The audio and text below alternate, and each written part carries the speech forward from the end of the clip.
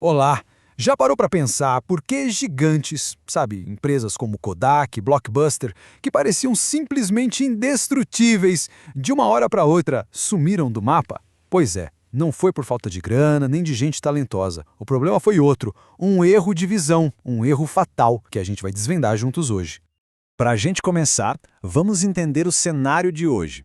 Porque, olha, no mundo atual, o maior risco para uma empresa não é ser passada para trás pela concorrência. É uma coisa muito mais sutil. É se tornar invisível para os próprios clientes. Nós vivemos mergulhados num verdadeiro oceano de informações. Nunca tivemos tantos dados, tantas formas de alcançar as pessoas. Parece o cenário perfeito, né? Só que, na prática, a gente está competindo por um recurso que está cada vez mais escasso: a atenção de todo mundo. E aí vem a pergunta de US$ 1 milhão. Com todo esse poder, toda essa tecnologia na mão, por que tantas empresas simplesmente desaparecem? A resposta, olha só que interessante, não está na tecnologia. Está num erro de perspectiva. Um verdadeiro ponto cego que afeta até os maiores dos maiores. E esse ponto cego tem nome e sobrenome: miopia de marketing. É um conceito que foi criado lá atrás por Theodore Levitt há décadas, mas que, hoje em dia, é mais relevante do que nunca.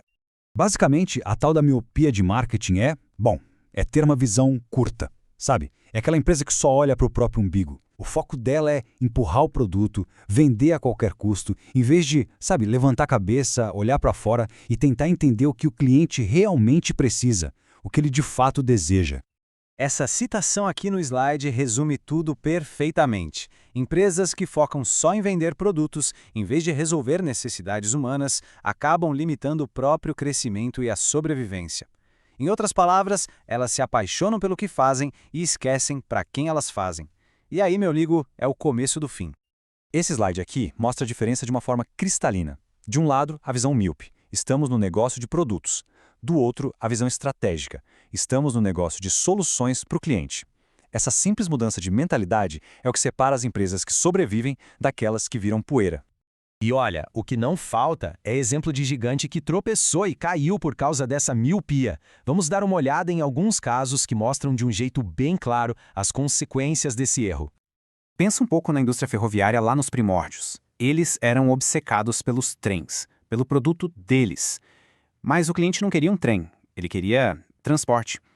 E enquanto eles ficavam lá polindo as locomotivas, os aviões e os caminhões simplesmente passaram por cima, oferecendo uma solução muito melhor para a mesma necessidade. E a Kodak? A história da Kodak é de uma ironia incrível. Eles inventaram a câmera digital, só que, apavorados com a ideia de canibalizar a venda de filmes, eles engavetaram a própria inovação. Protegeram tanto o produto antigo que acabaram sendo atropelados pelo futuro que eles mesmos criaram. E claro, não dá para não falar da Blockbuster, né?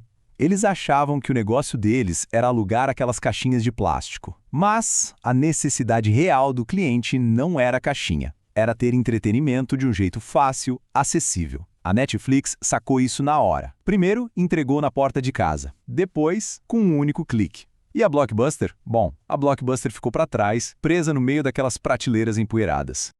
Ok, já vimos o cemitério dos gigantes. A pergunta que fica é: como não se tornar um deles? A resposta está em ajustar a bússola da empresa, apontar para um novo norte estratégico. A solução é uma virada de chave, uma inversão total de perspectiva. É parar de olhar para o seu produto e começar a olhar de verdade para o seu cliente.